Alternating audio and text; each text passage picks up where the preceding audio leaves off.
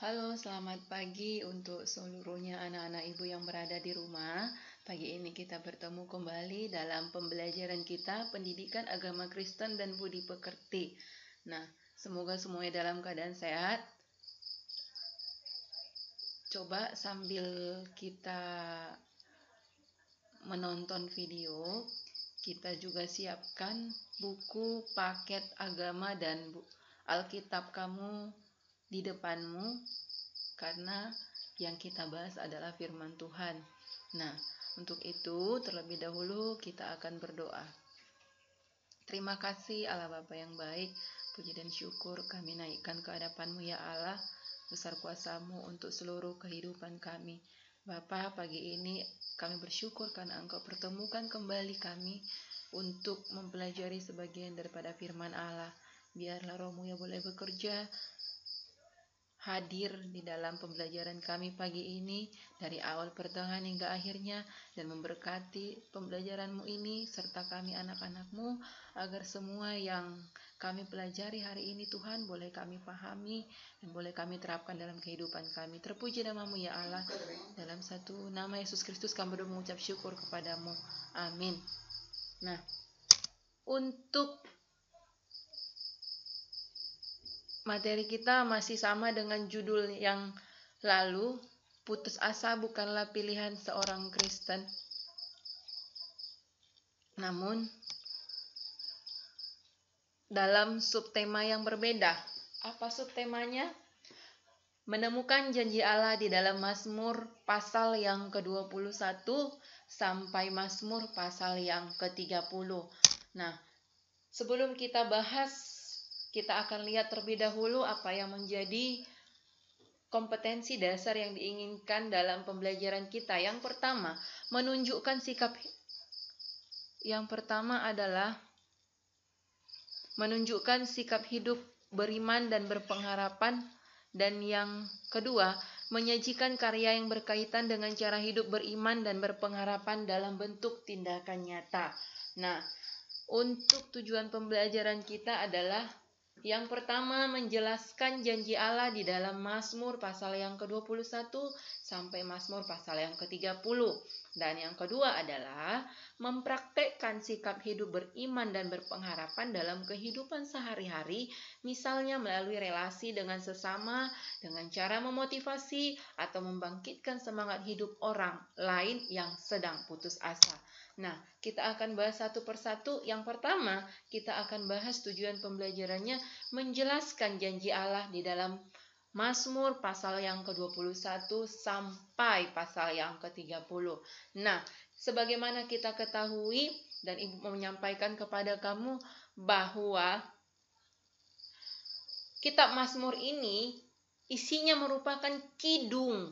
Kidung itu dalam kata lain pujian, mazmur, nyanyian yang dihaturkan atau yang ditujukan oleh Daud kepada Allah sebagai bentuk rasa syukur dia atas berkat yang sudah Allah berikan kepadanya. Nah, kitab ini terdiri dari 150 bab. 150 bab.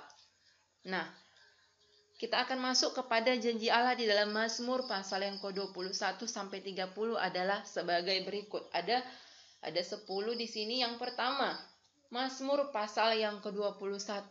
Apakah janji yang Allah berikan kepada kita dalam kitab Mazmur pasal yang ke-21? Yaitu kemenangan diberikan Tuhan kepada setiap orang yang percaya kepadanya. Nah, hanya satu yang Allah inginkan dari kita. Percaya. Ketika kita memutuskan untuk percaya kepada Tuhan, maka satu persatu kemenangan akan kita peroleh daripada Allah. Kemenangan dari semua masalah yang kita hadapi. Kemenangan dari semua pertandingan hidup yang kita jalani sehari-hari. Nah, untuk yang kedua, apakah janji Allah dalam Mazmur pasal yang ke-22? Allah tidak pernah meninggalkan orang yang percaya kepadanya. Allah tidak pernah meninggalkan orang yang percaya kepadanya. Nah, ketika yang pertama tadi, pasal 21, kita sudah memutuskan untuk percaya kepada Allah, maka sesulit apapun masalah yang kita hadapi, Allah akan terus bersama-sama dengan kita. Allah tidak akan pernah meninggalkan kita. Untuk yang ketiga, apakah janji Allah dalam Mazmur pasal yang ke-23? Tuhan akan senantiasa menjaga mereka yang percaya kepadanya. Ketika Dia senantiasa bersama-sama dengan kita, maka Dia akan menjaga kita dari segala bahaya, dari segala mara bahaya, dari segala kesulitan-kesulitan ataupun masalah-masalah yang membuat kita stres. Allah akan senantiasa menjaga kita. Allah akan senantiasa memberkati kita. Janji itu ada dalam Mazmur pasal yang ke-24. Tuhan senantiasa memberkati orang yang percaya kepadanya. Tuhan senantiasa memberkati orang yang percaya kepadanya. Nah, berkat Tuhan itu akan mengalir kepada kita ketika kita memutuskan untuk percaya. Berkat apa itu? Nafas kehidupan, bertahap, terus-menerus. Berkat Allah itu akan kita terima. Umur yang panjang, berkat materi, berkat kepintaran, semua akan kita peroleh ketika kita memutuskan untuk percaya kepada Allah. Nah, untuk yang kelima, apakah janji Allah dalam Mazmur pasal yang ke-25? Tuhan baik kepada orang yang rendah hati. Dari kelas 7 kita sudah belajar tentang apa itu rendah hati. Rendah hati menganggap kita bukan apa-apa, bukan siapa-siapa di hadapan Allah. Artinya kita mengakui kemahakuasaan Allah dalam hidup kita. Kita tidak merasa kita lebih baik daripada Allah. Kita tidak merasa diri kita lebih baik daripada orang lain. Namun kita selaku anak-anak Tuhan yang sudah percaya kepada Tuhan, kita akan senantiasa rendah hati. Dan Tuhan akan selalu baik kepada orang yang rendah hati. Bukan kepada orang yang rendah diri, tetapi orang yang rendah hati. Nah, untuk yang keenam, apakah janji Allah dalam Mazmur pasal yang ke-26? Tuhan adalah Allah yang adil. Jadi kalau kamu mau berusaha untuk curang dengan menyontek misalnya ketika ujian, maka Allah tidak akan mengampunimu, tidak akan berpihak kepadamu. Atau Allah tidak akan berpihak kepada orang kaya. Namun Allah juga akan senantiasa berpihak kepada orang miskin jika berada di jalan yang benar.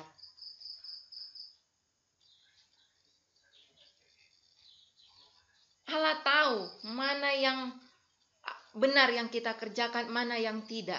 Ketika kita benar, maka Allah akan membenarkan kita. Dan ketika kita salah, maka Allah akan mengatakan kita salah. Mengapa? Karena Tuhan adalah Allah yang adil.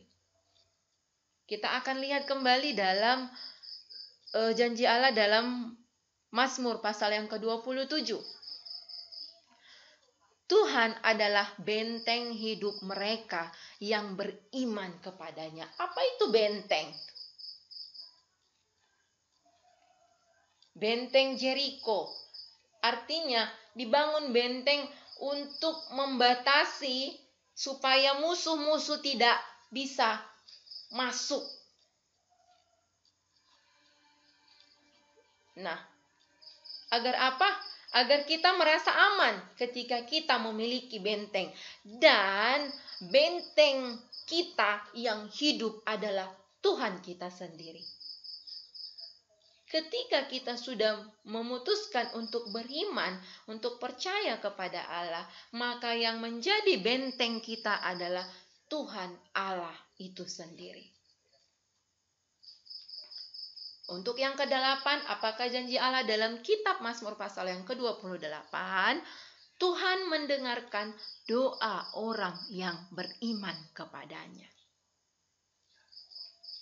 Jadi jangan kamu pikir karena kamu tidak melihat Tuhan, maka Tuhan tidak dengar doamu. Jangan kamu pikir bahwa Tuhan itu jauh darimu. Tuhan itu dekat kepada kita, orang yang percaya kepadanya. Namun kalau kita belum percaya kepadanya, maka kita merasa bahwa Tuhan itu jauh dari kita. Jadi hati-hati. Bagi siapa yang merasa bahwa Tuhan itu jauh darinya, Tuhan itu tidak pernah ada saat dia membutuhkan, maka dia adalah orang yang tidak percaya kepada Allah. Tidak beriman kepada Allah. Kita harus beriman, kita harus yakin, kita harus percaya bahwa Allah itu dekat dengan kita. Bahwa Allah itu, Tuhan itu akan senantiasa mendengarkan doa-doa permohonan kita kepadanya. Nah, untuk yang ke-9, apakah janji Allah dalam Mazmur pasal yang ke-29? Tuhan adalah Allah yang perkasa. Perkasa kuat, kokoh. Jadi tidak tertandingi kekuatannya. Makanya dikatakan bahwa Allah itu adalah maha kuasa. Arti maha, tidak ada lagi tandingannya. Paling berkuasa. Tak ada satupun makhluk, termasuk si iblis, bisa mengalahkan keperkasaan Allah kita. Apa buktinya, Bu? Memang Ibu lihat? Tidak, tapi Ibu imani bahwa melalui cerita-cerita Alkitab, Ibu mau mengimani bahwa Allah itu adalah perkasa. Apa contohnya, Bu? Dia mati, bangkit kembali, hidup kembali. Ketika si iblis untuk mencobanya sampai 3 kali, berhasilkah si iblis? Tidak. Ketika orang-orang menjadikan rumah ibadah untuk tempat berjualan, apa dikatakan Yesus? Aku mau membangun ini dalam 3 hari. Percaya nggak kalian? Ketika ada badai mengamuk, bisa kan Yesus diamkan badai itu? Itu adalah sebagian kecil bentuk keperkasaan Allah kita. Nah, untuk yang terakhir, apakah janji Allah dalam Mazmur pasal yang ke-30? Tuhan tidak pernah meninggalkan orang yang percaya kepadanya. Percayalah, yakinlah bahwa Allah itu dekat dengan kita. Bahwa Allah itu akan selalu berada di sisi kita. Bahwa Allah itu akan senantiasa mendukung kita, menjaga kita, melindungi kita, tidak pernah meninggalkan kita ketika kita memutuskan untuk percaya dan beriman, berpengharapan kepada Allah. Nah, kita akan masuk kepada tujuan pembelajaran yang kedua, mempraktikkan sikap hidup beriman dan berpengharapan dalam kehidupan sehari-hari. Misalnya melalui relasi dengan sesama, dengan cara memotivasi atau membangkitkan semangat hidup orang lain yang sedang putus asa. Nah, remaja Kristen harus bisa menjadi contoh yang baik, teladan.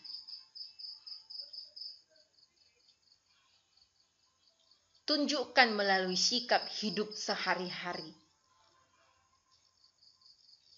Apa itu diantaranya? Ibu hanya simpulkan bagian besarnya saja. Ada 4 poin di sini. Yang pertama, menunjukkan sikap saling menghargai. Jangan hanya ingin menang sendiri. Jangan hanya ingin kamu saja yang didengarkan. Tetapi dengarkan juga pendapat orang lain. Harus ada sikap saling, agar bisa aman tentram dunia ini. Jangan hanya ingin kamu sendiri yang dipentingkan, yang dihargai, yang dihormati, tidak. Tapi harus saling menghargai di sini. Untuk yang kedua, ramah terhadap orang lain. Jangan sombong kamu. Kita adalah manusia ciptaan, artinya kita rendah, kita bukan apa-apa, kita bukan siapa-siapa. Jadi, berusahalah untuk bersikap ramah, senyum, sapa, salam.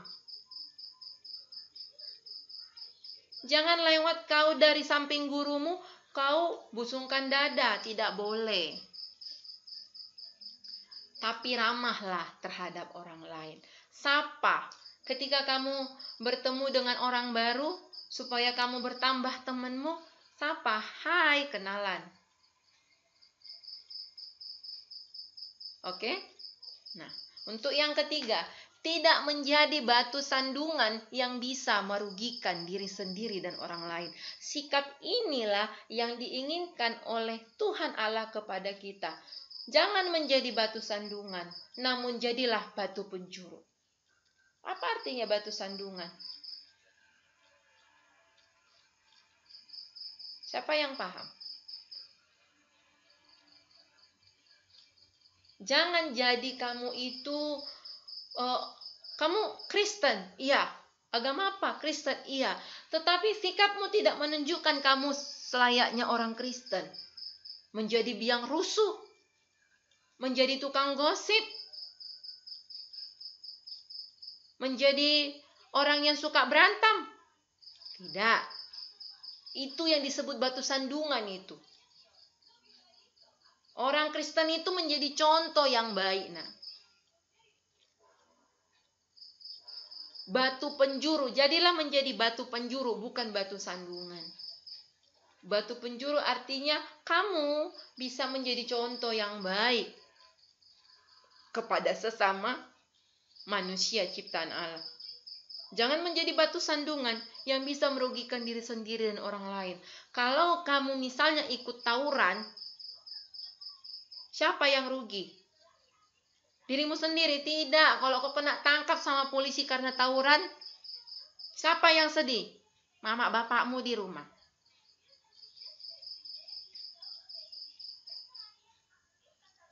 Kalau kau mencuri barang yang bukan milikmu, apakah kau sendiri yang rugi? Tidak. Orang lain, bahkan temanmu juga akan merasa malu. Bukan hanya orang tuamu yang malu. Temanmu juga akan merasa malu punya teman seperti kamu pencuri. Jadi, jangan menjadi batu sandungan, namun jadilah menjadi batu penjuru. Yang keempat, ini yang paling penting, yang berhubungan dengan topik tujuan pembelajaran yang kedua. Mampu menghibur orang lain di saat susah atau berputus asa. Dengan apa? Dengan membangkitkan semangat hidupnya. Intinya harus bisa menjadi terang bagi sesama. Ketika kamu punya sahabat, sahabatmu sedih, ayo hibur dia, buat dia kembali tersenyum, buat dia kembali tertawa. Jangan kau tunjukkan sikapmu yang membuat dia semakin marah. Atau orang tuamu itu sedang punya masalah di rumah, atau lagi berantem sama bapak di rumah. Kemudian kamu datang-datang buat marah mereka. Dengan masuk ke rumah tanpa ucapkan salam. Emosi enggak? Masuk aja begitu ke rumah. Jangankan orang tua, temanmu mungkin pun enggak suka dengan sikapmu seperti itu.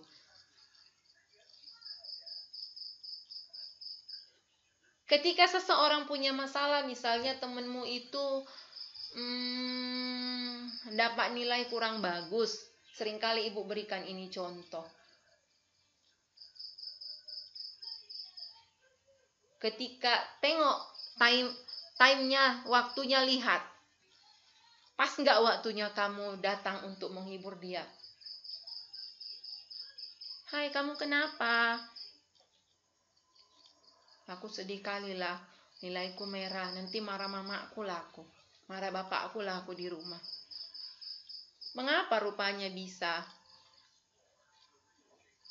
Berikan solusi yang baik kepada temanmu ketika dia punya masalah. Buat dia kembali bangkit untuk semangat lagi. Jangan makin kau komporin dia. Iya, ibu itu kesel kali aku pun gak suka.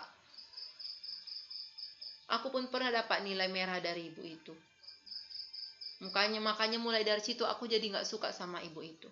Gak boleh begitu. Sebagai teman yang baik, sebagai remaja Kristen, terutama sebagai anak Tuhan, jangan menjadi kompor yang bisa meledakkan amarah temanmu itu. Tapi jadilah sebagai penghibur yang bisa membangkitkan semangatnya kembali. Yang bisa membangkitkan harapannya kembali. Dan dia tidak lagi berputus asa untuk tidak mau belajar.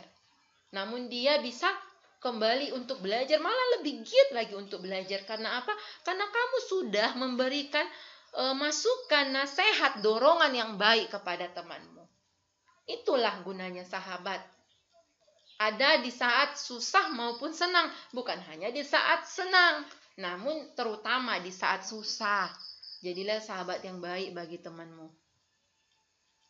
Makanya dikatakan intinya di sini harus bisa menjadi terang. Ketika hati temanmu gelap, emosi atau berputus asa, kamu harus bisa menerangi hati dan pikiran temanmu itu supaya bisa bangkit kembali untuk semangat dia lagi. Untuk tidak berputus asa lagi. Paham?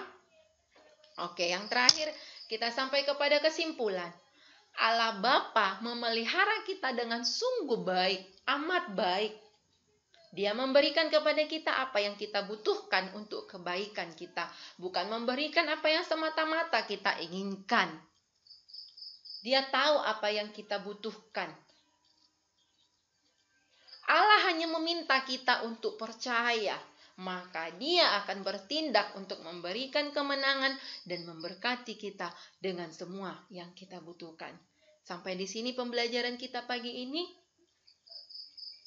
Sebelum kita tutup pembelajaran kita bersatu dalam doa. Kembali Tuhan, kami ucap syukur kepada Allah yang sungguh baik dan amat baik bagi kami. Di mana Tuhan, kami telah Engkau arahkan untuk bisa memahami pembelajaran kami hari ini dan menyelesaikannya sampai akhir. Tuhan, hamba-Mu telah selesai untuk berkata-kata menyampaikan firman-Mu. Namun kami yakin dan percaya Roh-Mu akan selalu bekerja dalam setiap hati dan pikiran kami pribadi lepas pribadi, memberikan pemahaman dan pengertian yang baik kepada kami, sehingga kami bukan hanya tahu, namun kami juga paham dan mempraktekkan semua yang Tuhan firmankan kepada kami. Karena kami adalah anak-anak-Mu ya Tuhan. Terima kasih ya Allah. Inilah doa dan permohonan kami. Biarlah Allah yang senantiasa menyempurnakannya di dalam satu nama Yesus Kristus Tuhan kami. Amin. Shalom, Tuhan Yesus memberkati.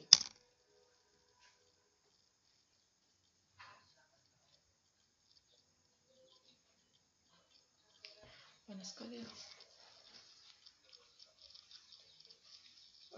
Ampun apa.